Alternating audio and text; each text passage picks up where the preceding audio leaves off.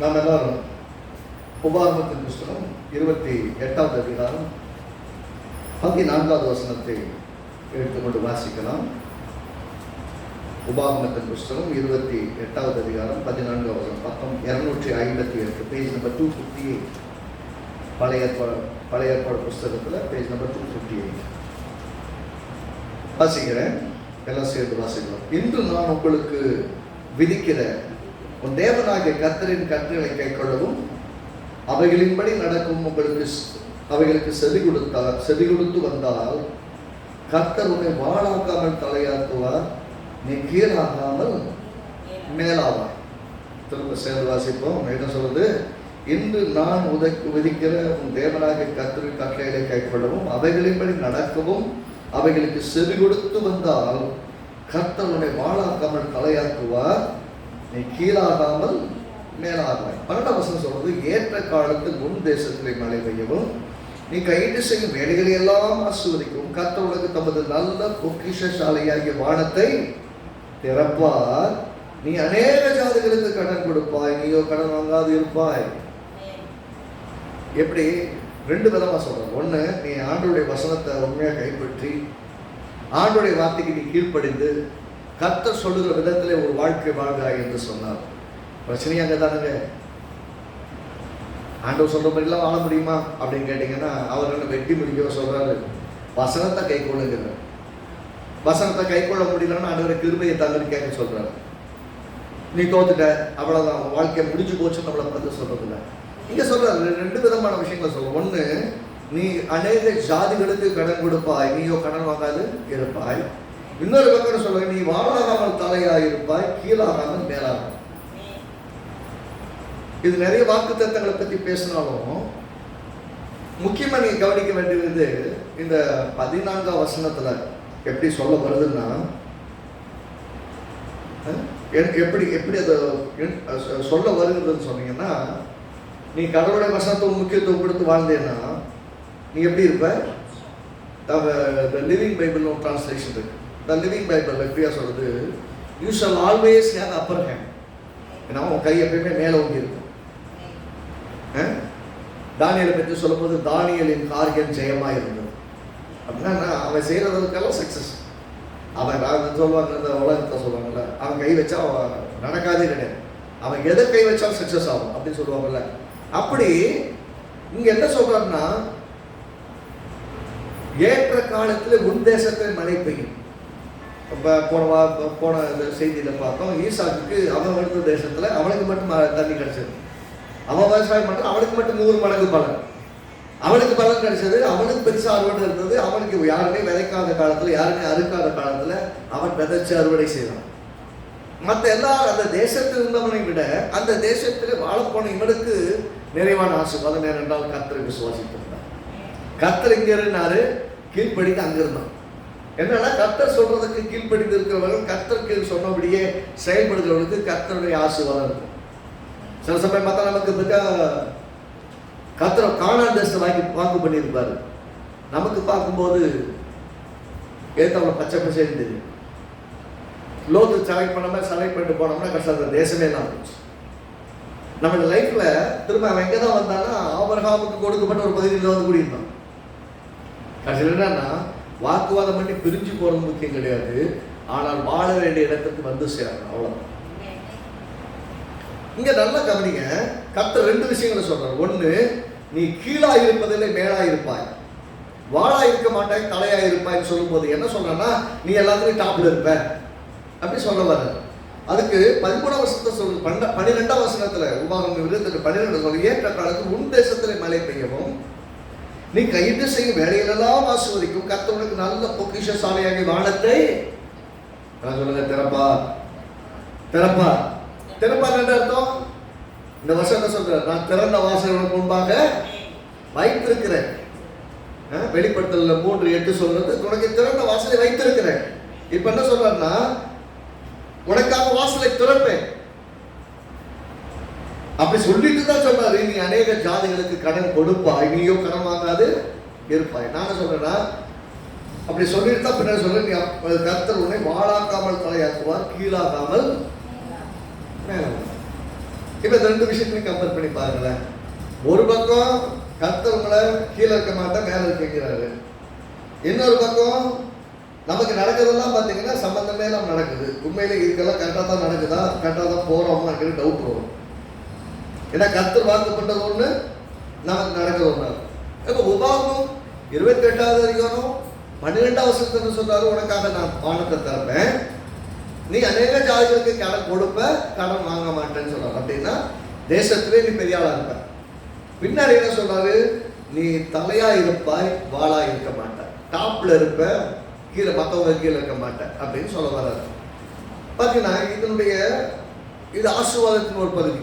பெரும்பாலும் சாபத்தை வாசிக்க மாட்டாங்க. 15வது வசனத்துக்கு பின்னாடி வாசிங்கன்னா 16லிருந்து 15 வசனத்துக்கு சொல்லுது, இன்று நான் உனக்கு விதிக்கிற உன் தேவனாகிய கர்த்தருடைய எல்லா கற்பனைகள் படிக்கும் கட்டளைகள் படிக்கும் நடக்க கவனமாக இருக்கிறதற்கு அவர் சத்தத்துக்கு செவிகொடாதே போனவையாகில் இப்பொழுது சொல்லப்படும் சாபங்கள் எல்லாம் உண்மையில வந்து பலிக்கும், உனக்கு பலிக்கும். முன்னாடி சொல்லும்போது ஆசீர்வாதம் எல்லாம் உண்மையில வந்து பலிக்கும்னு சொன்னவருக்கு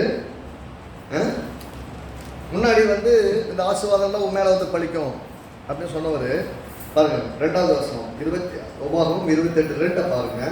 எப்படி சொல்ற, நீ உன் தேவனாகிய கர்த்தருக்கு சத்தத்துக்கு செவி கொடுக்கும் போது இப்பொழுது சொல்லப்படும் ஆசீர்வாதங்கள் எல்லாம் உண்மையில் வந்து உனக்கு சாபம் விட்டா படிக்கும்னு சொல்லுவாங்கல்ல, அந்த வார்த்தை எல்லாருக்கும் ஈஸியாக புரியும். மற்றவர்கள் நம்ம மேல் சொல்லப்படுகிற வார்த்தைகள் படிக்கும் அப்படின்னா கர்த்தர் சொல்றாரு, கர்த்தர் நான் சொல்லி வச்சுட்டேன், இது உங்க வாழ்க்கையில் நிறைவேறணும்னா படிக்கும்னா நிறைவேறுது. உங்க வாழ்க்கையில் அது நடக்கணும்னா அல்லது நிறைவேறணும்னா ரொம்ப சிம்பிள், கர்த்தர் சொல்றது கீழ்படிஞ்சா போதும். கீழ்படிஞ்சா போதும். இதெல்லாம் உங்க வாழ்க்கையில் ஆட்டோமேட்டிக்கா படிக்கும். நீ அதுக்கு பின்னாடி ஓட வேண்டிய கிடையாது. அதனால தாவீது சொல்றான் 23ஆம் சங்கீதத்துல, என் ஜீவனுள்ள நாளெல்லாம் நன்மையின் கிருபை நீ என்னை தொடரும். நான் காசுக்கு பின்னாடியும் நன்மைகளுக்கு பின்னாடி ஆசீர்வாதத்துக்கு பின்னாடி நான் ஓடுறது இல்லை, என்ன தேடி அவைகள் வரும். ஏன்னா நான் யாரை தேடிட்டு போறேன், கர்த்தரை தேடிட்டு போறேன், கர்த்தருடைய வார்த்தையை தேடிட்டு போறேன், அவரை முதலிடத்துல வைக்கிறேன். நான் எப்ப கர்த்தரை முதலிடத்துல வைக்கிறோன்னா நான் முதலிடத்துக்கு போயிட்டு இருக்கிறேன். என் வாழ்க்கையில எப்ப கர்த்தர் என் வாழ்க்கை முதலாவது இடத்துல இருக்கிறாரோ அவர் முதலாவது இடத்துல இருக்கிற வரைக்கும் நான் முதலாவது இடத்துக்கு முன்னேறி கொண்டே இருப்பேன். அவர் எங்க வைக்கிறேனோ அதான் சொன்னாரு, என் ஊழியக்காரர்கள் நான் எங்க இருக்கிறோனோ அவங்க என் கூட இருப்பாங்க. கர்த்தர் முதலிடத்துல இருந்தா உங்க வாழ்க்கையில் அவர் முதலிடத்துல தான் மூலிய வைப்பார். ஏன்னா இந்த ப்ரியாரிட்டி மாறும்போது, அதாவது முதலிடம் தேவனுக்கு கொடுக்கிறவங்க ஒரு கொஞ்ச காலகட்டத்தில் ஏதாவது காரணங்களுக்காக காரியங்களுக்காக குடும்பம் குழந்தைங்க அப்புறம் தனிப்பட்ட வாழ்க்கை முறை அல்லது என்ன சொல்றது ஊழியம் கூட முதலிடத்துல போயிடுச்சுன்னு வச்சுக்கோங்களேன். கர்த்தர் முன்னாடி வைக்காம ஊழியம் ஓடிட்டு இருக்கவங்க உருப்பட மாட்டாங்க. ஏன்னு சொன்னா கர்த்தர் முன்னாடி இல்லாம என்ன ஊழியம் செஞ்சாலும் வேஸ்ட். கர்த்தர் முன்னாடி இல்லாம கர்த்தரை முதலிடத்துல வைக்காம நீங்க வாழ்க்கையில என்ன சாதிக்கணும்னு நினைச்சாலும் சாதனை ஒண்ணு நடக்க போறதில்லை. கர்த்தர் நமக்காக வானத்தையே திறப்பேன்னு சொல்லிக்கிறார். கதவை திறப்பது பார்க்கணும். என்ன சொல்றாரு, என் நல்ல பொக்கிஷசாலியாகி வானத்தை திறப்பேன். கொஞ்ச நாள் அதை பார்ப்போம். இன்னைக்கு முதலாவது நம்ம பார்க்க போறது என்னன்னா, கர்த்தர் முதல்ல சொல்றாரு, நான் வானத்தை திறக்கும் என்ன நடக்கும்னா, நீ எப்படி இருப்ப, அநேக ஜாதிகளுக்கு கடன் கொடுப்பாய், நீயோ கடன் வாங்காது இருப்பாய். இந்த ரெண்டு விஷயம் மிக்ஸ் ஆகிட்டு வருது. அதாவது நீ அநேக ஜாதிகளுக்கு கடன் கொடுப்பாய்ங்கிறதும், நீ கர்த்தர் உன்னை வாழாக்காமல் தலையாக்குவார், நீ கீழாமாக்காமல் மேலாவாய்கிற விஷயமும் ரெண்டுமே பின்னிப்படைந்துதான் வரும். நீ எல்லாத்துக்கும் கொடுக்குறாளா இருந்தா நீ என்ன சொல்றதுல தமிழ் லிவிங் பைபிள்ல சொல்றதுல you are always have the upper ஹேண்ட்னா எல்லாரை விட உன் கை மேல நோக்கி இருக்கும். இன்னொரு தமிழ்ல ரிவைஸ்டு வெர்ஷன் ஒன்று புதுசாக பைபிள் ஒன்று இருக்குது. அதில் என்ன சொன்னால், உங்களிடையே வாழ்கிற பிற நாட்டு ஜனங்கள் மேலும் மேலும் அதிகாரத்தை பெறுவார்கள். பிற நாட்டு ஜனங்கள் எப்படி இருப்பாங்க, நீ எப்படி இருப்பாங்க கம்பேர் பண்ணி சொல்லும் போது வேற மாதிரி அதனுடைய இன்டர்பிரிட்டேஷன் வேற. பாருங்க,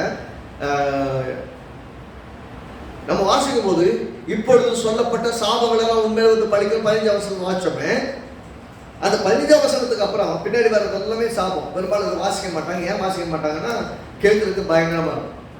அதை வாசிக்கணும். ஏன் வாசிக்கணும், இவ்வளவு சாபத்திலிருந்து கர்த்தரை மீட்டு எடுத்துருக்கிறேன், இவ்வளவு சாபத்துல தப்பிச்சு வந்திருக்கிறேன். அதை பார்த்து பயப்படுறதுக்கு வாசிக்கிறது இல்லை. நான் எங்கிருந்து தப்பிச்சு வந்திருக்கிறேன், எங்கிருந்து என்னை தூக்கி எடுத்திருக்கிறார், நான் எங்கிருந்து எங்க வந்திருக்கிறேன். நிறைய பேர் நான் கடந்து வந்த பாதையை திரும்பி பார்க்கிறேன்னு சொன்ன மாதிரி பின்னாடி நீங்க திரும்பி பார்க்கலாம்னா எங்கிருந்து கர்த்தர் கூப்பிட்டு வந்தாலும் உங்களுக்கு தெரியாது. ஒரு நேரம் வஸ்திரம் இல்லாமல் இருக்கும்போது, ஒரு நேரம் ஆகாரம் இல்லாமல் இருக்கும்போது, வாழ்க்கைக்கான அர்த்தமே தெரியாம இருக்கும்போது நம்மை தூக்கி எடுத்திருக்கிறாங்க. அப்படிதானே? நமக்கு வாழ்க்கைன்னா என்னன்னே தெரியாது, எப்படி வாழணும் தெரியாது, எங்க போறோம் தெரியாது, அடுத்த நேரம் சாப்பாட்டுக்கு என்ன தெரியாது, நம்ம வாழ்க்கையில அடுத்த நிமிஷம் என்ன நடக்குமே தெரியாத திகிலும் மர்மமும் பயங்கரமான நிலைமையில மரணத்தின் விளிம்புகளும் வியாதியின் கொடூரங்களில் இருந்த போது அடுத்த நிமிஷம் என்ன நடக்குமோ தெரியாம இருக்கும்போது கர்த்தர் நம்மை தூக்கி எடுத்து இவ்வளவு தூரம் கொண்டு வந்திருக்காங்க. நீங்க அங்க திரும்பி பார்க்கலன்னா கர்த்தர் உங்களை தூக்கிட்டு வந்து தெரியாது. இந்த சாபங்களை நீங்க திரும்பி பார்க்கலாம்னு யாரா இருந்தாலும் சரி, கிறிஸ்தவ விசுவாசிகள் யாரா இருந்தாலும் இந்த சாபத்தின் பகுதியும் தொடர்ந்து வாசிக்கணும். அப்பதான் தெரியும் நீங்க எங்க இருந்து உங்களை இதுக்குள்ளெல்லாம் சிக்க விடாதபடிக்கு தூக்கிட்டு வந்திருக்கிறார். அப்படின்னா 1-2 சொல்லல, 28வது அதிகாரம் முழுசா வாசிங்க. அப்ப இந்த 14 வசனங்களுக்குள்ள இவ்வளவு ஆசீர்வாதங்கள் அடைக்கிறாரு. அதுக்கப்புறம் பாத்தீங்கன்னா 15 68வது வசனம் வரைக்கும், 16 எடுத்துக்கிட்டா 68வது வசனம் வரைக்குமே சாபம் சாபம் சாபம் சாபம் சாபம். உடனே சாபம் சாபம் சாபம் அப்படின்னு நிறைய சொல்லியிருக்கீங்கனால அதை வாசிக்கும் போதே மனசுல ஒரு பெரிய பயம், எனக்கு சாபம் வந்துருமோ. அது கிடையாது. ஒவ்வொரு முறையும் பாருங்க, நிறைய சமயங்கள்ல சங்கீதங்களை வாசிக்கும், ஒரு சில சமயத்துல ஆண்டவனை ஆராதிப்பாங்க, ஒரு சில சமயத்துல புலம்புவாங்க. நல்லா வாசிக்கும் போது இன்னைக்கு வாட்ச் சொன்ன அந்த புலம்பெல்லாம் பார்த்தோன்னே, ஆண்டவரே இப்படி புலம்பிக் கொண்டிருக்கிற மக்களை கூட நானும் என்னை தூக்கிட்டு வந்திருக்கீங்களே, என்னை மீட்டு எடுத்திருக்கீங்களே, நான் நடக்காதா நீதி நடக்காதான்னு கேட்டுட்டு இருந்த நாள் இருக்குது. ஆனா இன்னைக்கு எனக்காக நீதி செய்கிறதுக்கு நீங்க இருக்கீங்களே, என்னை தூக்கி எடுக்க நீங்க இருக்கீங்களேன்னு தேவனை புகழ முடியலன்னா நீங்க வாசிச்சோ அல்லது விசுவாசிச்சோ பேச மாற்றங்களை கொண்டு வர போறது இல்லைன்னு சொல்ல வர. இங்க இந்த சாபத்தின் பகுதியில வாசிச்சீங்கன்னா அப்புறம் இந்த ரிவைஸ்ட் வெர்ஷன்ல எப்படி போட்டுருக்கு பாத்தீங்கன்னா இன்னும் மேன்மையாக அது எப்படி சொல்லியிருக்குன்னு பார்த்தீங்கன்னா, இங்க பாருங்க 43வது வசனத்துல வாசிப்போம். உபாகம் 28:43 உன் நடுவில் இருக்கிற அந்நியன் உனக்கு மேற்பட்டு மென்மேலும் உயர்ந்திருப்பான். என்ன சொல்ல வர்றான்னா, உங்ககிட்ட உன் மத்தியில் வாழ்றானே அடுத்தவன், நீ ஆண்டவருடைய பிள்ளையா இருந்த, நீ ஆண்டவருடைய வார்த்தையை விசுவாசிக்க, ஆண்டவருக்காக செவி கொடுக்க, ஆண்டவர் வாழ்றபடி ஆண்டவர் சொல்றபடி வாழலை அப்படின்னா எப்படி இருந்திருக்கும்? அல்லது எங்க இருந்தனா, ஒருவேளை ஒரு நாள் ஆண்டவரை விசுவாசிக்காமல், ஆண்டவருக்காக வாழாமல், ஆண்டவரை தெரியாமல் இருந்த காலத்துல என்ன நடந்ததுன்னா, என்னை சுற்றி இருக்கவங்களாம் பெருசா போனாங்க. வேலை ஸ்தலத்தை பார்த்தீங்கன்னா என்னை சுற்றி இருக்க எல்லாருக்கும் பதவி உயர்வு வருது, எல்லாருக்கும் ப்ரமோஷன் வருது, எல்லாருக்கும் இன்க்ரிமெண்ட் வருது, எனக்கு மட்டும் ஒன்றும் கிடைக்கல அப்படின்னு சொன்னீங்க அப்படின்னு பயந்தீங்கன்னா கர்த்தர் உங்களுக்கு சொன்னதை செய்ய மட்டும் கைவிட மாட்டாங்க. அப்ப கர்த்தரை விசுவாசித்து வந்து உயர்வுகளை பெற்று, கடன்களை அடைத்து, நல்ல வாழ்க்கை பெற்று, நல்ல குடும்பத்தை பெற்று, நல்ல சுகத்தை பெற்று, நல்ல பலனை பெற்று, ஆசீர்வாதத்தை பெற்றதுக்கு அப்புறம் திரும்ப பார்த்தீங்கன்னா உங்க வாழ்க்கையில எங்கிருந்து வந்தீங்கன்னு பார்த்தீங்கன்னா கர்த்தர் ஒன்று கீழே விடல, மேலதான் வச்சிருக்கிறேன். சொல்ல போனா எங்கிருந்து ஆரம்பிச்சீங்க அதை விட நல்லா தான் இருப்பீங்க. கர்த்தரை நம்பி வந்து வீணா போனவன் யாருமே கிடையாது. நீங்க கர்த்தர் நம்பி கண்டிப்பா சொல்லுவேன், கர்த்தரை நம்பி வந்து வாழா போனது யாரும் கிடையாது. தலையா தான் போயிட்டு இருக்கிறாங்க. தலைவனாக மாறாவிட்டாலும், தலைவியாக மாறாவிட்டாலும், தன் குடும்பத்தில் எல்லாருக்கும் மத்தியில், தன் ஜனங்கள் மத்தியில், வேலை ஸ்தலத்துல, ஊழியத்தின் மத்தியில், எல்லா இடங்களையும் நான் பெரிய ஆளு அப்படின்னு சொல்லிக்க முடியாத நிலைமையில நீங்க இருந்தீங்கன்னா கூட மற்றவங்களை விட கர்த்தர் உங்களை சிறப்பாகத்தான் வைத்து உங்களை கைவிடல. நம்ம நீங்க சொல்ல உங்களை கைவிடல. இங்க சொல்லுகிறாரு பல்லாக்குறைங்க, உன் நடுவில் இருக்கிற அந்நியன் உனக்கு மேற்பட்டு, அப்படின்னா உன்னை விட பெரிய ஆளாகி மென்மேல் உயர்ந்திருப்பான், நீ மிகவும் தாழ்த்தப்பட்டு போவாய். இது வந்து கர்த்தருடைய வார்த்தை விசுவாசிக்காமல், கர்த்தருடைய வார்த்தைக்கு முக்கியத்துவம் கொடுக்காமல், கர்த்தரை தேடாமல், கர்த்தரை ஆராதிக்காமல், சுய எண்ணங்களோடு வாழ்கிறவனுக்குரிய நிலைமையை சொல்றாரு. 44 வருஷம் பாருங்க, அவன் உன்னிலும் உன்னிடத்தில் கடன்படான். எப்படி 2 மிக்ஸ் பண்ணி தான் வருது, இது அதை பிரிக்க முடியாது அப்படிங்கிறத சொல்ல வரேன். இன்னைக்கு ஆரம்பிக்கிறோம், நாளை அடுத்த வாரத்துல அதை பார்ப்போம், சில வாரங்கள் அதை பார்ப்போம். கர்த்தர் நமக்கு நல்ல பொக்கிஷசாலியாகி வானத்தை திறப்பே சொல்லியிருக்காரு. நமக்கு வானத்தை திறந்து எப்படி இருக்குன்னு நம்ம பார்க்கணும்ல. இல்லாட்டி வானத்தை திறப்பாரு அப்படின்னே சொல்லிட்டு போயிட்டோம்னா நமக்கு ஒன்றும் தெரியாது. கர்த்தர் சொல்ல போனா உனக்கு நல்ல வானத்தை திறப்பேன்னு சொன்னா வாய்ப்புகளை திறப்பேன். நீ அநேக ஜாதிகளுக்கு கடன் கொடுக்கிற அளவுக்கு உனக்கு வாய்ப்புகளை தருப்பேன் அப்படின்னு அர்த்தம். அவ்வளவுக்கு நல்ல யானையோ கடன் வாங்காம வாழ்றதுக்கான வாழ்க்கை சூழலோ அப்படிப்பட்ட மேன்மையான சூழலையோ கர்த்தர் தருவான். இங்க சொல்றாரு, அவன் உன்னிடத்தில் கடன்படான், நீ அவனிடத்தில் கடன்படுவாய். உன்னை சுத்தி இருக்கவங்கிட்ட ஏக்கா ஒரு 100 ரூபா கொடு அப்படின்னு போய் கேட்குறீங்கன்னு வச்சுக்கோங்களேன், இல்லை தண்டல்காரங்கிட்ட ஒரு 1000 ரூபா கொடு, ஒரு 10,000 ரூபா கொடு, நான் வாரம் கட்டுறேன், மாசம் கட்டுறேன், டெய்லி கட்டுறேன், ஏதாவது கேட்குறீங்கன்னு வச்சுக்கோங்களேன். நிலைமை எப்படி இருக்குன்னா, நீ கொடுக்க வேண்டிய ஆள் வாங்கிட்டு இருக்கிறீங்க. நல்லா மறக்கக்கூடாது, நீங்கள் கடன் வாங்கும் போதே இன்னொன்றும் சேர்த்து சொல்லணும், நான் கடன் வாங்காது வாங்குறது கடன். அப்புறம் கடன் வாங்காது இருப்பேன், நல்லா சுற்றி பார்க்கறது பைத்தியக்காரத்தனமா தெரியும். ஆனால் நீ என்ன விசுவாசிக்கணும்னா, கர்த்தர் சொன்ன வாக்குத்தத்தம் எனக்கு நிறைவேறும்.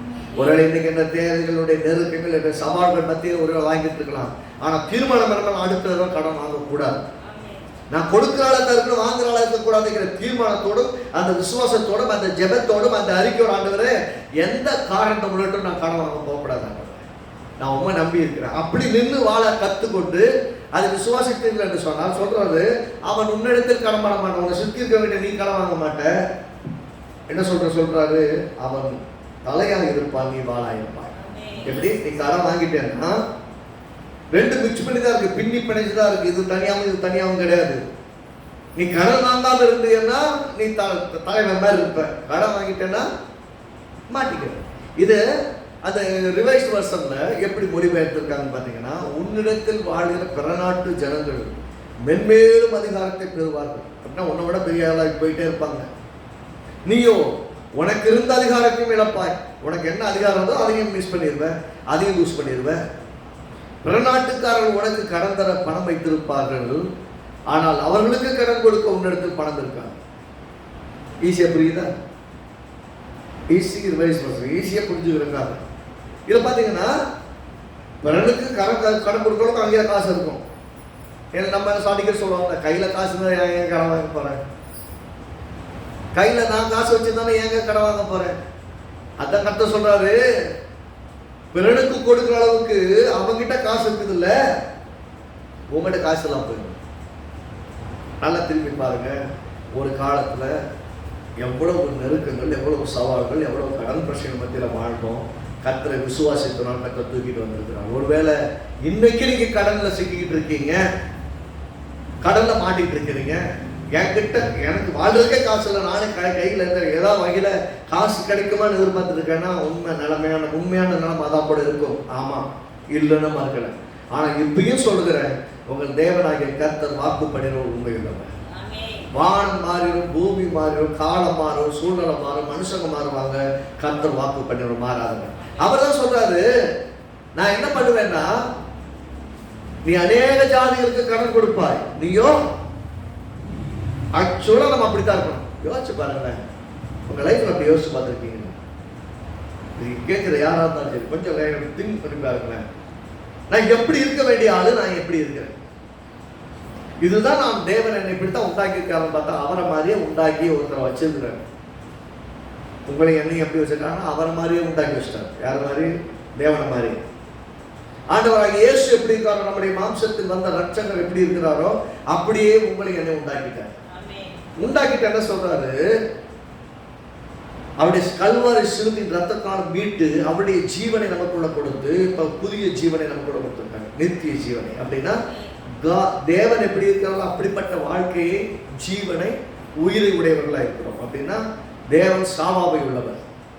தேவன் சாவாரா? ஆனா நம்ம செத்து போயிடுவோமா? நம்ம செத்து போயிடுவோம், ரைட்டா? ஆனா நீங்க மரணம்னு பாத்தீங்கன்னா இந்த சரீரத்துக்கு தான் மரணம், ஆவிக்கு மரணமே. இது மரித்தல் எங்கதான் போகுது? ஆண்டவர்கிட்ட தான் போயிட்டு தலைவர் 1000 அவரோட வாழப்போகுது. அப்படின்னா இந்த சரீர மரணம் இன்னும் மேற்கொள்ளப்படவில்லை. அதை சிலுவையில் இயேசு ஜெயித்து விட்டார். மனுஷன் இன்னும் அந்த மரணத்தை சந்தித்துக் கொண்டிருக்கிறான். அந்த மரணம் என்ன நமக்கு என்ன சொல்றது? இயேசு மரணத்தை ஜெயித்திருக்கிறார். என்னுடைய மரணத்திலும் ஒரு பெரிய வெற்றி இருக்கு. ஒரு நாள் இயேசு வருவார். எதுக்கு வர்றாரு? கல்லறையிலிருந்து எல்லாத்தையும் தோண்டி எடுக்கிறதுக்கு வர்றாரு. முதலாவது உயிரோடு நாம எதிர்கொண்டு போவோம். உயிரோடு இருக்கிறவங்க நாம எல்லாம் என்ன பண்ணுவோம்? முதலாவது கர்த்தருக்குள் நித்திரை அடைந்தோர் முதலாவது எழுந்திருப்பார்கள். அப்படின்னா செத்தவங்க முதல்ல எழுந்திருப்பாங்களா, உயிரோடு இருக்கிற நாமும் எதிர்கொண்டு போவோம் அப்படின்னு சொல்லுது. அப்படின்னா மரித்து புதைக்கப்பட்ட அந்த சரீரத்தை கூட மீட்கிறதுக்கு ஒருத்தர் வர்றாரு. ஏன்னா வேலை சேர்த்திருக்கிறார், பெரிய வேலையை சிலுவையில் சேர்த்திருக்கிறார். கடந்த வருஷத்துல பார்த்துட்டு இருக்கோம் எவ்வளவு பெரிய வேலையை கொடுத்து நம்ம மீட்டிருக்கிறார். அதனாலதான் உங்க சரீரத்தை குறித்து உங்கள் ஆதையை குறித்து கவனமா இருக்கிறார். 2 அவருக்கு சொந்தம். மிஸ்யூஸ் பண்ணக்கூடாதுன்னு. இங்க இந்த வசனத்துல கவனிச்சு பார்த்தீங்கன்னா, அவருடைய சாயலை நம்ம உருவாக்கிட்டு அவருடைய சாயலின்படி இந்த பூமியில வைத்திருக்கிறார். அவர் நம்மளை பார்த்து சொல்றாரு, நீ அநேக ஜாதிகளுக்கு, இங்க இந்த டெர்மினாலஜி பார்த்தீங்கன்னா நமக்கு புரிய மாட்டேங்குது. ஆங்கிலத்தில் பார்த்தீங்கன்னா you will lend to many nations. சொல்ல போனா எப்படி நமக்கு புரிய மாதிரி சொல்றேனே, நீங்க லோக்கல்ல இருக்க பேங்க் கிடையாது, வேர்ல்டு பேங்க். என்ன bank? World bank. World bank உலகத்தில் எல்லா ராஜ்யங்களுக்கும் கடன் கொடுக்கும். யாருக்கு? உலகத்தில் ராஜ்யங்களுக்கு கடன் கொடுக்கும். இந்தியாவும் கடன் வாங்குது, தமிழ்நாடு கடன் வாங்குது வேர்ல்டு பேங்க்ல. வேர்ல்டு பேங்க் தமிழ்நாட்டுக்கு கடன் கொடுக்குது, இந்தியாவுக்கு கடன் கொடுக்குதுன்னா அவ்வளவு ரிச்சஸ்ட் பேங்க்.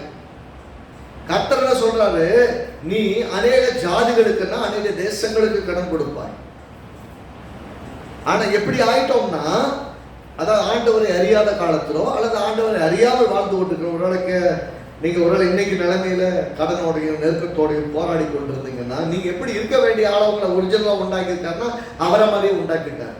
ஒருவேளை இயேசுவை தெரியாதனால, இந்த ரட்சகரை புரியாதனால, ஆண்டவராக இயேசுவை சொந்த ரட்சகரை ஏற்றுக்கொள்ளாதனால இன்றைக்கும் இப்படிப்பட்ட தரித்திரத்துல, இயலாமையில, கடன்களில், நெருக்கத்தில், வியாதியில, விளைவேற்றில் வாழ்ந்து கொண்டிருந்தா என்னைக்கும் கர்த்தர் ரொம்ப தூரத்துல கிடையாது. இந்த வார்த்தையை கேட்கும் போது உங்க உள்ளத்தில் திறந்தீங்கன்னா இன்னைக்கு ஆண்டவராக இயேசுல வந்துருவேன். ஒரே தான், ஆண்டவரே என் வாழ்க்கையை மாற்றும்படி கருத்துல ஒப்பு கொடுக்குறேன், என் உள்ளத்துல வாருன்னு சொன்னா அவ்வளவுதான். இன்விடேஷனுக்காக வெயிட் பண்ணிட்டு இருக்கிறாரு. நீங்க கூப்பிடாம நீங்க வாங்கன்னு சொல்லாம அவர் வரமாட்டார். அவர் ரொம்ப ஜென்டில். இது பிசாசு கிடையாது. உள்ள போது நீங்க ஒண்ணுமே கூப்பிட வேணாம், அவ்வளவு ஆளுகை செய்ய ஆரம்பிச்சிடலாம். இங்க கர்த்தர் இன்விடேஷனுக்கு வெயிட் பண்ணிட்டு இருக்கிறாரு. இங்க சொல்றாரு, உன்னிடத்தில் எப்படி சொல்றதுன்னா, பிற நாட்டுக்காரர்கள், பிற தேசத்துக்காரர்கள் உனக்கு கடன் தர பணம் வைத்திருப்பார்கள். ஆனால் அவர்களுக்கு கடன் கொடுக்க முன்னிடத்தில் பணம் இருக்காது. அவங்களுக்கு காசு இருக்கும், உனக்கு காசு இருக்காது.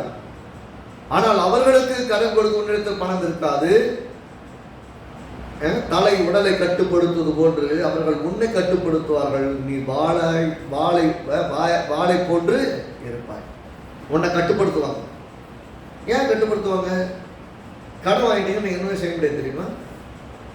கடன் வாங்கிட்டீங்கன்னா நீங்க ரோசப்பட முடியாது. எல்லாத்தையும் தொடச்சிக்கிட்டு, பல்ல கடிச்சுக்கிட்டு, கட்ட முடியலாம் திட்டு வாங்கிட்டு, யாரும் இது வரைக்கும் நம்ம திட்டிக்க வேணாம், அப்புறம் மோசமான திட்டியும் வாங்கிட்டு பல்ல கடிச்சிட்டு இருக்கோம். ரோசப்படவும் முடியாது, கோவப்பட முடியாது. ஏன்னா வேதம் என்ன சொல்றதுன்னா, நீதிமொழிகள் 22:7 கொஞ்சம் வாசிங்க. இதை புரிஞ்சதுன்னா கடன் வாங்குறதுக்கு முன்னாடி ரொம்பவே யோசிப்போம். நீதிமொழிகள் 22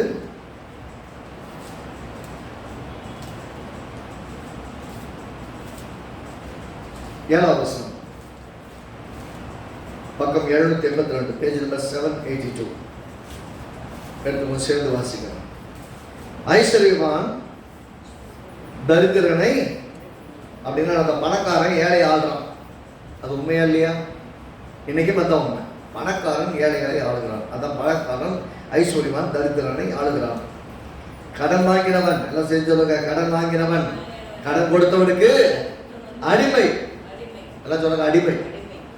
காசை கையை நீட்டி காசை வாங்கிட்டீங்கன்னா அவ்வளவுதான், அன்னையிலிருந்து நீங்க அடிமை. காசை கையை நீட்டி காசை வாங்கிட்டீங்கன்னா வாங்கின அந்த நிமிஷத்துக்கு கடன் கொடுத்தவனுக்கு நீங்கள் அடிமை.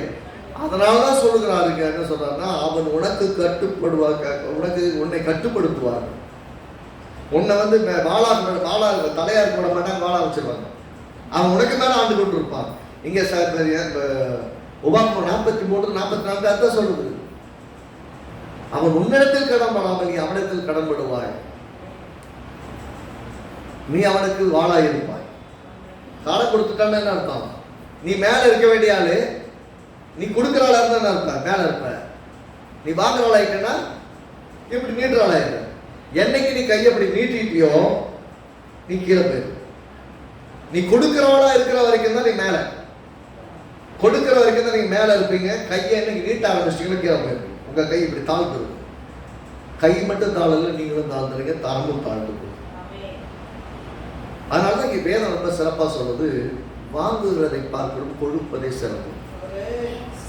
எதுதான் கரெக்ட்னா கொடுக்கிறது அதான் சிறந்ததுன்னு சொல்றாரு. அதனால தான் பார்த்தீங்கன்னா ஏன் நீங்கள் காணிக்கைகளை செலுத்தும் போது உற்சாகமாக செலுத்தணும்னு சொல்றது, ஏன் கையை தட்டி உற்சாகமாக செலுத்துறீங்கன்னா அதுக்கு தான்.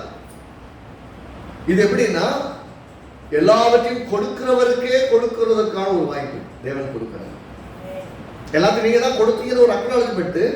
இன்னொன்னும் சர்வ வல்லமையுள்ள தேவன் இந்த காசை வச்சு அவர் பழைக்க போறதில்லை, இந்த காசை வச்சு ஒரு ஊழியமா ஆலயமா வாழ போறதில்லை. ஆனா நீங்கள் கொடுக்கும் போது உத்தமமாய் தேவனுக்கு செலுத்தும் போது அதுல தேவன் பிரியப்படுகிறார்.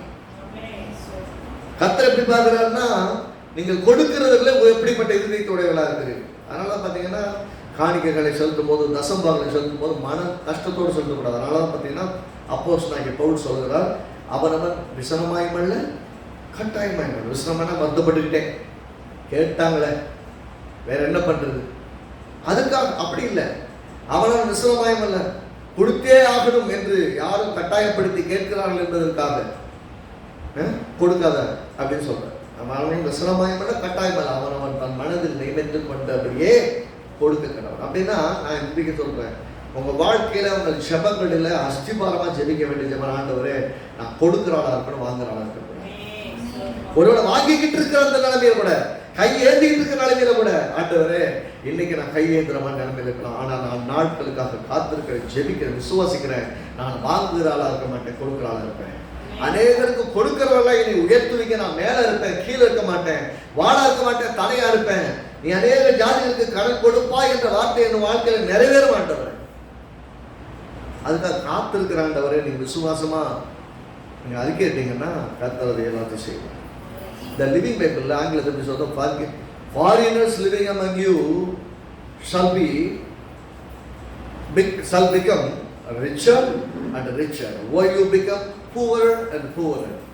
ஓ மத்தியில் இருக்கிறவன் பெரிய ஆளாயிட்டே போவான் அப்படின்னா அவன் பணக்காரன் மேல பணக்காரனாயிட்டே போவான். கர்த்தர் என்ன சொல்றாரு, உள்ளவனுக்கு இன்னும் கொடுக்கப்படும். தேவனுடைய பிரின்சிபல் அப்படின்னா இயேசு அப்படிதான் சொல்றாரு, உள்ளவன் அவனுக்கு இன்னும் கொடுக்கப்படும். இயேசு சொல்றாரு உள்ளவனுக்கு இன்னும் கொடுக்கப்படும், இல்லாதவனுக்கு உள்ளது எடுத்துக்கொள்ளப்படும். 5 தாளந்து 2 தாளந்து 1 தாளந்து கொடுக்குறாரு. சம்பாதிச்சுட்டு வாங்கினான் கொடுத்துட்டு போனா, தொழில் பண்ணி ஏதாவது சம்பாதிக்கிறான்னு கொடுத்து போனா 5 தாளந்து வாங்கினவன் 10 ஆக்கிட்டான், 2 தாளந்து வாங்கினவன் 4 ஆக்கிட்டான், 1 தாளந்து வாங்கினா புதைச்சு வச்சுட்டான்.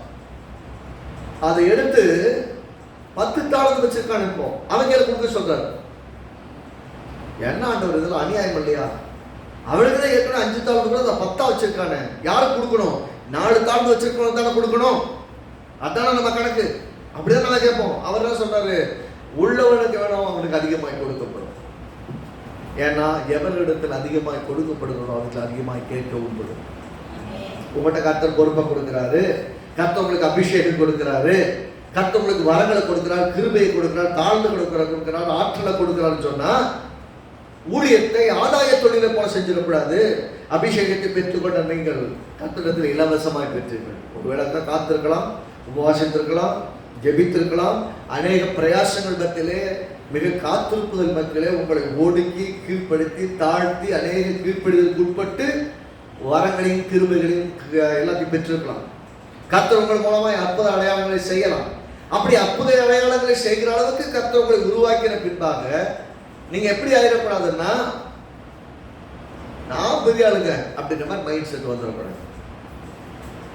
நான் வரணும்னா எனக்கு இவ்வளவு கொடுத்தா நான் வந்து உங்கள்கிட்ட ஊழியம் செய்வேன், அல்லது இவ்வளவு கொடுத்தா தான் உங்க வீட்டுக்கு வந்து நான் ஆசீர்வதிப்பேன், இவ்வளவு கொடுத்தா தான் நான் உங்களுக்கு ஜெபம் பண்ணுவேன், காசு கொடுக்கறவங்க தான் நான் உள்ள சேர்த்துக்கிட்டு அவங்களுக்காக ஜெபம் பண்ணுவேன்னு சொன்னா அதை விட ஒரு பேதமை வேற ஒன்றும் கிடையாது. கிருபை வாங்கினது இலவசமாய் பெற்றது, இலவசமாய் கொடுப்பது. இலவசமாய் பெற்றதை இலவசமாக கொடுக்கணும். ஆனா இன்னொன்று பின்னாடி இன்னொரு பக்கமும் இருக்கு. இலவசமாய் பெற்றதை இலவசமாக கொடுக்கணும் ஒன்றும் இல்லை. நீங்க பெரிய பெரிய மீட்டிங்ல பாருங்க, நம்ம கிறிஸ்துவ பெரிய கூட்டங்களை பார்த்தீங்கன்னா பெரிய மீட்டிங் நடக்கும். அது கிரவுண்டுக்கு ரெண்ட் இருக்குது, லைட்டிங் இருக்குது, ஸ்பீக்கர் இருக்குது, எல்லாத்தையும் இருக்குது. எல்லாத்துக்கும் செலவழிச்சு தான் கூட்டங்கள் நடத்துறாங்க. நீ காசு வாங்காம இலவசமாக தானே செய்யணும். ஏன் காசு வாங்கிட்டு செய்யறேன்னா இது எல்லாம் இத்தனை பேர் கொண்டு போய் சேர்க்கறதுக்கு இதெல்லாம் செலவழிக்கணும். செலவழிச்சாலே இத்தனை பேர் கொண்டு போய் சேர்க்க முடியும் இல்லையா? நாங்கள் மைக் கூட வைக்காம பேசணும் எங்க கேட்குறீங்க? பக்கத்துல இருந்து 10 பேர் கேட்கும். அவ்வளவு பெரிய லட்சக்கணக்கான மக்கள் கூடுகிற இடத்துல எப்படி பேச முடியும்? அவ்வளவு பெரிய மக்களை ரீச் அவுட் பண்ணோம்னா செலவும் ஆகும். நல்லா கவனிக்கணும். சுவிசேஷம், ரட்சிப்பு இலவசம். ஆனால் இலவசமாய் கொடுக்கப்படுகிற அதற்கு செலவு செய்தாங்க. அரசாங்கம் நமக்கு அரிசி பருப்பு எல்லாத்தையுமே இலவசமாக கூட கொடுக்குறாங்க. அரிசி இலவசமாக கொடுக்குறாங்க இல்லையா? ஆனால் அவர்கள் கொள்முதல் செய்யும் போது விலை கொடுத்து தான் வாங்குகிறாங்க. ஓசியா வரல அவங்களுக்கு. அரசாங்கமே இருந்தாலும் கூட அவங்க பெருசாக விவசாயம் பண்ணி நெல் எடுத்து கொண்டு வந்து குடம்ல சேர்க்கணும். அவர்கள் விவசாயிகள் இடத்துல வாங்குகிறார்கள். அப்படின்னா என்ன அர்த்தம்?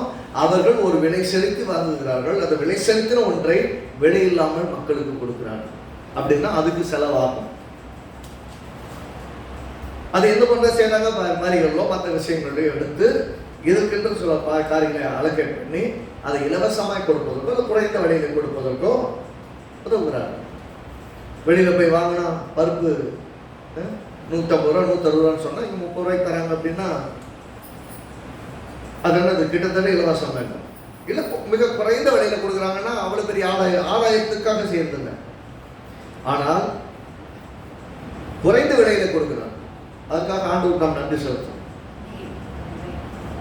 என்ன சொல்ல வருகிறேன்னா, அரசாங்கம் குழுவா இருந்தாலும் தனிப்பட்ட மனிதனா இருந்தாலும் எதுவா இருந்தாலும் ஒரு ஊழியமா இருந்தாலும் ஊழியத்தை செய்யணும்னா அதுக்கு செலவாகும். ஆனா சுவிசேஷம் எப்படி? இலவசம். ரட்சிப்பு எப்படி? இலவசம். சுகம் எப்படி? இலவசம். எல்லாமே இலவசம். வாங்கிட்டு செய்வதில்லை. ஆனால் பெற்றுக்கொண்ட நாம், அற்புதங்களை பெற்றுக்கொண்ட, நன்மையை பெற்றுக்கொண்ட, ஆசீர்வாதங்களை பெற்றுக்கொண்ட நாம் எப்படி திரும்ப ரெசிப்ரோக்கல் பண்றோம்? நம்மகிட்ட கேட்டதா கொடுக்கணும் கிடையாது. நாம் அறிந்து இருக்கணும். நாம் அறிந்து உணர்ந்து புரிந்து அந்த ஊழியர்களுக்கு, ஊழியக்காரர்களுக்கு, ஜனங்களுக்கு எந்த காரியம் நடக்கணுமோ எங்க கொடுக்கணுமோ அதை கொடுக்கணும். அரசு மக்களுக்கு செய்வதை போல அரசு மக்களுக்கு செய்யுது. அரசாங்கங்களுக்கு வரிகள் மூலமாக பணம் போகிறது. அது வந்து அலோகேட் பண்ணி இதை செய்யறாங்க. அது போலதான் ஒவ்வொரு காரியத்தை செய்வதற்கு ஒரு மீட்டிங் நடத்தணும்னா அத்தனை காரியம் செலவாகத்தான் செய்கிறது. இன்றைக்கு நான் என்ன சொல்ல விரும்புகிறேன் அப்படின்னா, இலவசமாய் பெற்றதை இலவசமாய் கொடுக்கவா இருந்திருக்கணும். கர்த்தர் பார்த்துக் கொள்வார். கர்த்தர் கண்டிப்பா பார்த்துக்குவார். நீ காசு கொடு காசு கொடு கேட்டதுனால கொடுத்ததெல்லாம் கிடையாது. இப்பெல்லாம் மக்கள் தெளிவாயிட்டாங்க. அற்புதம் பெற்றால், நன்மை பெற்றால் அவர்களை கேட்க வேண்டியது கிடையாது. அவங்க கொடுப்பாங்க. அவங்க தேவனுடைய அற்புதங்களுக்காகவும் தொடுதலுக்காகவும் மாற்றங்களுக்காக காத்திருக்காங்க. கர்த்தருடைய வார்த்தையினாலே சந்திக்கப்பட்டா கொடுக்கறதுக்கு அவங்களுக்கு தடையே கிடையாது. அவங்க கொடுக்க கிடையாது. ஆமென். ஏன்னா கர்த்தர் நல்லவராக இருக்கிறார். கர்த்தர் நன்மை செய்ய வல்லவராக இருக்கிறார். ஆகவே நீங்க கவனமா இப்படி கர்த்தர் எப்படி பார்க்கணும் அப்படின்னா, அதை கடன் வாங்கிட்டு கொடுக்க மாட்டாத கர்த்தர் மாதிரி பார்க்கக்கூடாது. இங்க நல்லா பார்க்கணும். கடன் வாங்கினவன் கடன் கொடுத்தவனுக்கு அடிமை. நல்லா கவனிங்க. திரும்ப சொல்லுங்க. கடன் வாங்கினவன் கடன் கொடுத்தவனுக்கு அடிமை. நீங்க அடிமையா வாழ போறீங்களா, ஆள்றவங்களா வாழ போறீங்களா? நீங்க தான் முடிவு. அடிமைகளா வாழ முடிவு பண்ணீங்கன்னா கையெழுதிட்டு கொடுக்க எங்கெல்லாம் கிடைக்குதோ கிடைக்கிறதெல்லாம் வாங்கிக்கோங்க. ஒரே பேரை சொல்லி 10 இடத்துல கடன் வாங்கிடுவாங்க. வாங்கிட்டு கடனை கட்ட முடியாம இவங்கிட்ட திட்டு வாங்கி, அவங்ககிட்ட திட்டு வாங்கி, அவங்ககிட்ட பேச்சு வாங்கி, இவங்ககிட்ட பேச்சு வாங்கிட்டு முகத்தெல்லாம் தொடச்சிக்கிட்டு சில பேர் வீட்டுக்கே வர மாட்டாங்க. எங்கெங்க ஒழிஞ்சு வாழ்ந்துட்டு இருப்பாங்க. யார் அப்படி வாழ சொன்னா? வாழ்க்கையில் வந்து தீர்மானத்தை கொள்ளணும். நான் வாங்குற ஆளா இருக்கக்கூடாது, கொடுக்குற ஆளா இருக்கணும். இதுதான் என் சுபார வாழ்க்கை. ஏன்னா ஏசு பார்த்தீங்கன்னா ஏசு மாதிரி இருக்கணும். ஏசு எப்படி பண்ணாரு? எல்லாரும் என் காசு கொடுக்க போய் கேட்டு இருந்தாரா? என்ன பண்ணாரு? தன் உயிரையும் விலையாக கொடுத்தார், நம்ம மீட்டுக் கொள்வதற்காக. எதையுமே அவர் இன்னும் கையில் ஒன்று எடுத்துட்டு போல. வரும்போதும் பேசாம ஒன்று கொண்டு வரல, போகும்போது ஒன்று எடுத்துட்டு போல. வெறுங்க எந்த கலைக்கு போனார் பரலோகத்துக்கு போகும்போது. சிறுவையில் மறிக்கும் போது எல்லாத்தையும் உறிஞ்சிக்கிட்டு வெறும் நிர்வாணியாக தான் விட்டாங்க. அவர் கையில் போகும்போது ஒன்றும் எடுத்துட்டு போல. நீங்க வாழும் போதும், அவர் மறிக்கும் போதும், உயிர் தெழுந்து பரலோகத்துக்கு போகும்போதும் எப்பயுமே ஒன்று கூட கொண்டு போகல. நமக்கு தான் நல்லது. வாழும்போதும் தான் தேவை. இங்க வாடகை இங்க கொடுக்கணும்னா காசு வேணும். காசு இல்லாமல் நீ கதைலாம் சொல்ல முடியாது. கதை சொல்லி வாடகை வீட்டில் கூடியிருக்க முடியாது. ரைட்டா?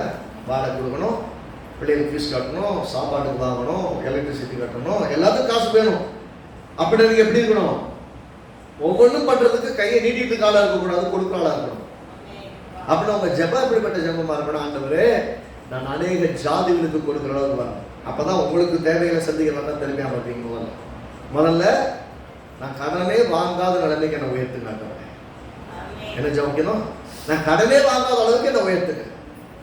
எல்லாருக்கும் கொடுக்கிற அளவுக்கு என்ன சீக்கிரமா உயர்த்துங்க. நான் எப்பயுமே மற்றவங்களுக்கு கையில இப்படி நீட்டிட்டு இருக்க ஆளா இருக்கக்கூடாது, இப்படி கொடுக்குற ஆளா இருக்கணும். எப்படி இருக்கணும்? என் கை எப்படி இருக்கணும்? கொடுக்குற ஆளா இருக்கணும். இப்படி கொடுக்கணும். வாங்குற ஆளா இருக்கக்கூடாது. கை நீட்டிட்டா இருக்கக்கூடாது. கொடுங்க கொடுங்க கொடுங்க. ஆண்டவருக்கு விசுவாசமா கேட்கலாம். அவர்கிட்ட தைரியமா கேட்கலாம். கொடுங்கன்னு கேட்கலாம். அவர் கேட்கறது எல்லா உரிமையும் கேட்கலாம். அப்பா கிட்ட பிள்ளை கேட்கிற மாதிரி. ஆனா அந்த பிள்ளை நல்லா நல்லா மேல உயர்ந்து வரும்போது, ஆசீர்வாதமா வரும்போது, அந்த தகப்பனுக்கு ஆண்டவரே ஜனங்களுக்கு கற்றுக் கொடுக்குறாரு. என்ன? நீங்கள் வாக்குத்தத்தம் பண்ணப்பட்ட தேசத்துல போய் சேர்ந்த பின்பாக முதல் விளைச்சலை எடுத்து கொண்டு வந்து, அந்த முதல் தானியத்தின் கதிரை கொண்டு வந்து தேவனுடைய சமூகத்துல எங்க கோயில்ல வந்து அதை ஆட்டி காண்பித்து அசைவாட்டி காமிச்சு, ஆண்டவரே நீ வாக்கு பண்ணின தேசத்துல வந்து சேர்ந்து நீ கொடுத்த ஆசீர்வாதத்தின் தேசத்துல முதல் விளைச்சலை நான் அறுத்திருக்கிறேன் என்று காட்டி தேவனுக்கு தசமபாகத்தை செலுத்த சொல்லுறாங்க. ஆமென். அப்படின்னா என்ன அர்த்தம்னா, கர்த்தர்கிட்ட எப்ப நீங்க கொண்டு, அது வரைக்கும் நம்ம 40 வருஷம் வனாந்தரத்தை சோறு போட்டு வந்தார். 40 வருஷம் வனாந்தரத்துல சாப்பாடு கொடுத்துட்டே வந்தாரா? ஒரு நாள் குட்டியா போட்டார். இப்ப வாக்கு தத்தம் பண்ணப்பட்ட கானான் தேசத்துக்குள்ள வந்த பின்பாக இவர்கள் முதல் விளைச்சல் எடுத்துக்கொண்டு வரும்போது அங்கே கொண்டு வந்து தானியத்தை தேவ சமூகத்தில் கொண்டு வந்து அசைவாட்டி தேவனை காமிச்சு தசம்பாகம் செலுத்தி, இதோ இந்த தேசத்திலே நான் முதல் விளைச்சலை அறுத்திருக்கிறேன் என்று தேவனுக்கிட்ட காட்ட சொல்றாங்க, கொடுக்க சொல்றாங்க. அப்புறம் ஏன் அதை செய்யணும்? இதுவரைக்கும் பெற்றுக் கொண்டிருந்த நாம் இப்போது கொடுக்கிற இடத்துக்கு உயர்ந்திருக்கிறோம். ஆமே. இதுவரைக்கும் வாங்கி வாங்கி சாப்பிட்டு நாம இப்ப கொடுக்கறதுக்கு முன்னாடி அப்ப இதை வச்சுதான் தேவன் சாப்பிட போறாருன்னா, உங்க கையில நான் எதை கேட்டேன்னு கேட்கிறேன். வனாந்தரத்தை பார்த்தா ஆயிரக்கணக்கான ஆடு மாடுகள்லாம் என்னுடையது. நான் பசியாக உங்ககிட்ட கேட்க மாட்டேன்.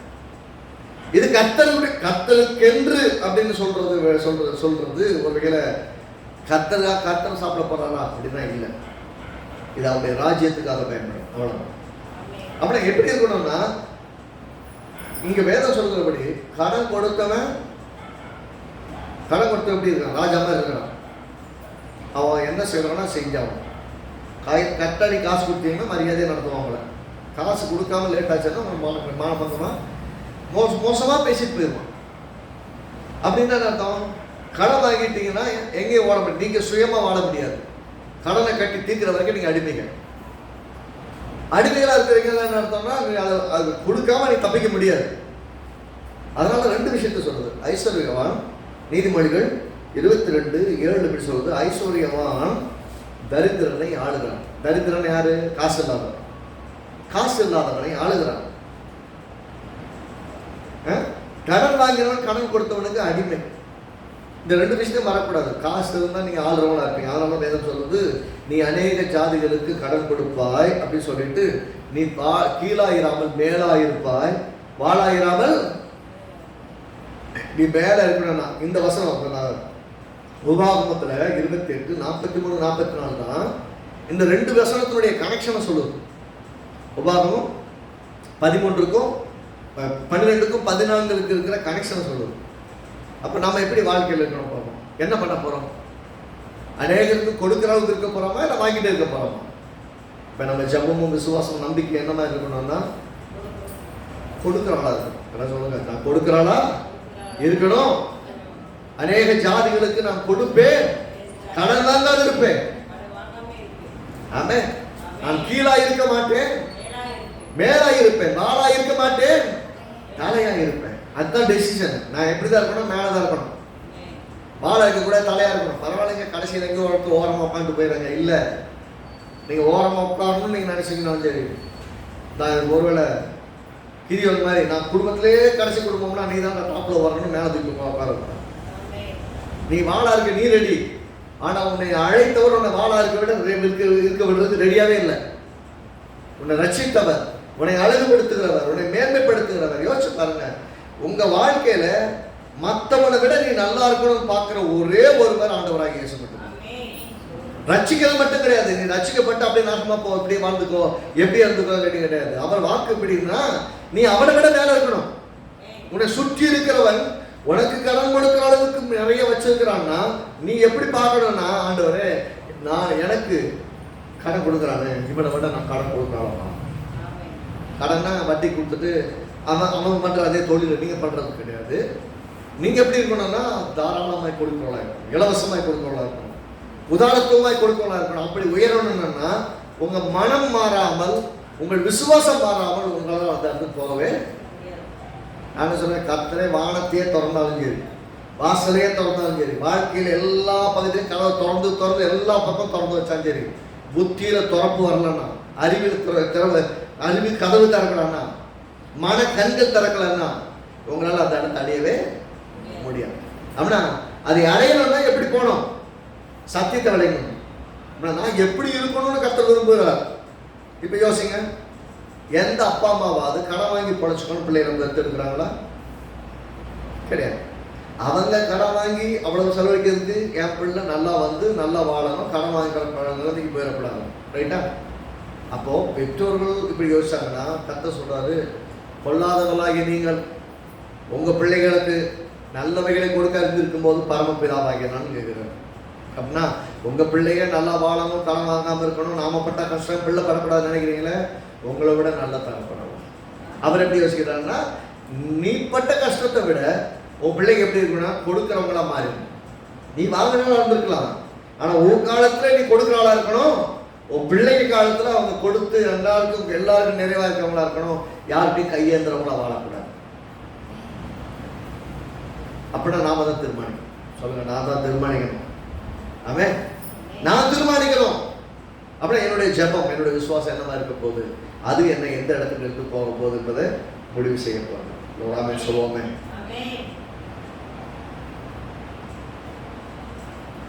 விசுவாசிப்போம். தொடர்ந்து அடுத்த வாரத்தில் இந்த வசனங்களை நாம் தியானிப்போம்.